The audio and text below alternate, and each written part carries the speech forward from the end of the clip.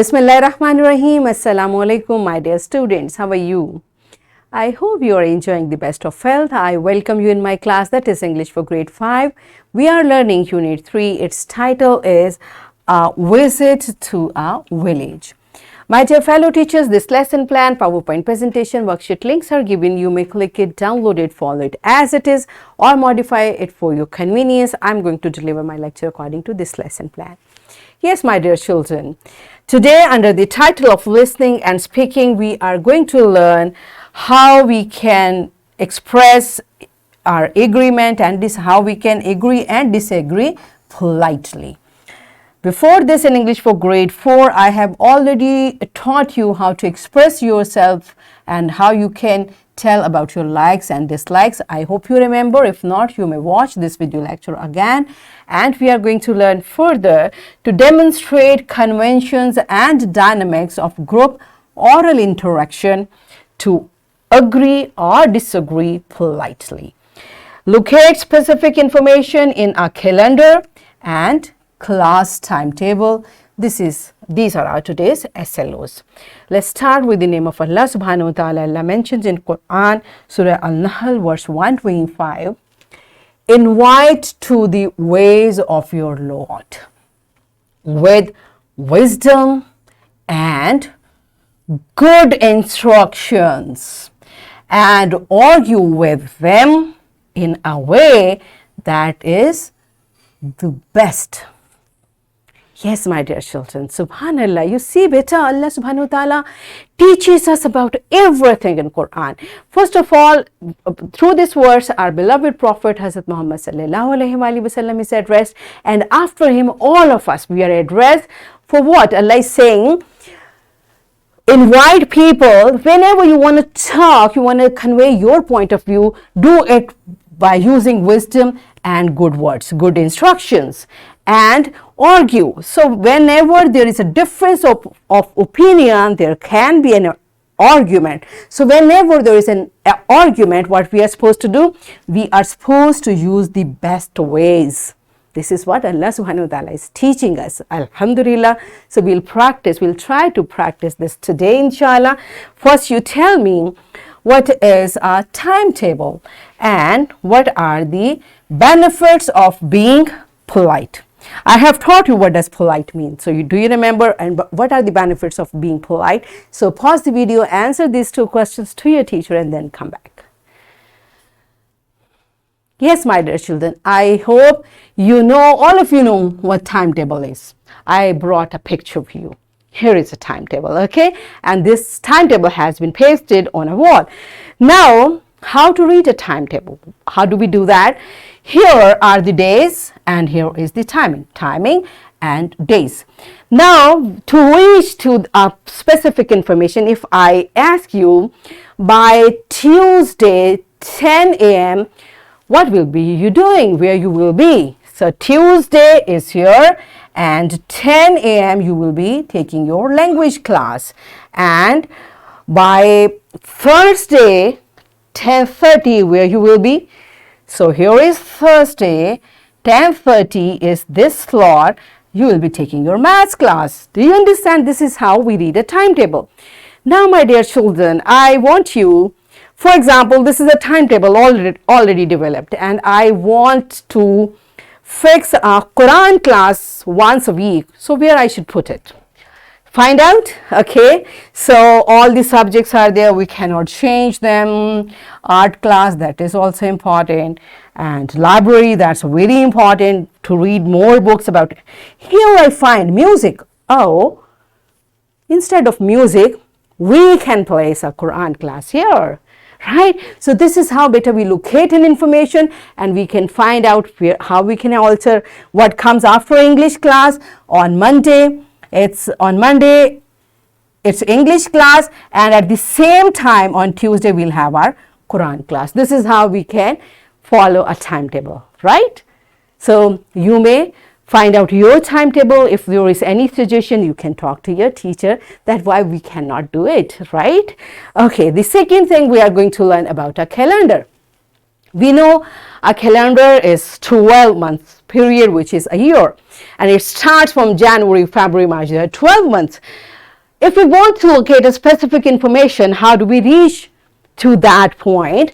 For example, here, Amna's birthday is on the 4th day of the 3rd week of 7th month. You see, this is how a calendar is. 7th month, so we'll follow it first. We'll go to 7th month, then we'll go to 3rd week, and then we'll go to 4th day. This is how we reach to the specific information, okay? So which is the 7th month? Here we go. January, February, March, April, May, June, and July. July is the 7th month, okay? So which week we want to go? 3rd week. So how we'll reach? Week 1, week 2, and week 3. And which day? 4th day.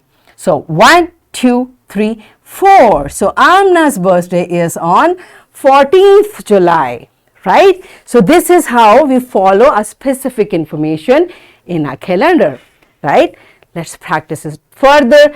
Hamza is going to Islamabad with his parents on the 7th day of 4th week of 2nd month. So 2nd month of a year is February, and it's 4th week. So let's go to 4th week. Week 1, week 2, week 3, and week 4. And which day we need to go? Day 7. 1, 2, 3, 4, 5, 6, 7. So Hamza is going on 27th February, right? So I have taught you how to read a timetable. I have taught you how to reach to a specific information on a calendar. Are you done with it? Do you get it? Okay, so I'm going to check it through an activity. Are you ready for that? All right, a very simple activity is given in your book. So what you are going to do, you will locate the national holiday from the calendar. The information is there, and I suggest teacher because a month image is given in the book, so you may ask different type of questions for the same month, so that we can find every child is getting it. So pause the video, enjoy this activity, and then come back. Yes, my dear children, are you done with it? Good job, smart work. So let's move to the next part of this lecture, and that is about listening and speaking. So as I told you, whenever there are two people and they are talking about something, there are only two situations. Either you agree or you disagree, okay? So beta, one thing which is very important, we agree or we disagree, we should express it in a polite way, very nicely.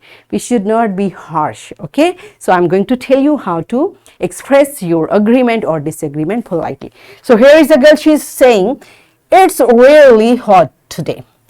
So it's about weather. Someone feels hot, maybe the other does not.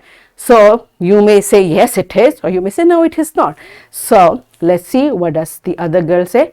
No, it's mild sunshine out, right? So very nicely, don't say, why you are feeling hot? It's fine, you are just crazy. No, beta, we should express ourselves very nicely without hurting others' opinion. She is feeling hot, the other is saying, no, it's mild, it's okay, fine.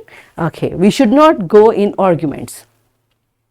The next is, now they are talking about their another friend. Will Asma pass the first term exam? Now they're talking about Asma. They are really concerned. She's saying, will she pass first term exam? The other friend is saying, yes, she has worked hard, right? Now she is giving her opinion. She is giving her own opinion. She's saying, she is not interested in her study. Maybe she find her all the time playing. She says she's not taking interest in her studies. She's saying, no, she's very intelligent. It means by little hard work, she can cope with it. Do you understand? This is how we converse about different things. We may agree, we may say yes, we may say no, but in both cases, it should be polite way, right?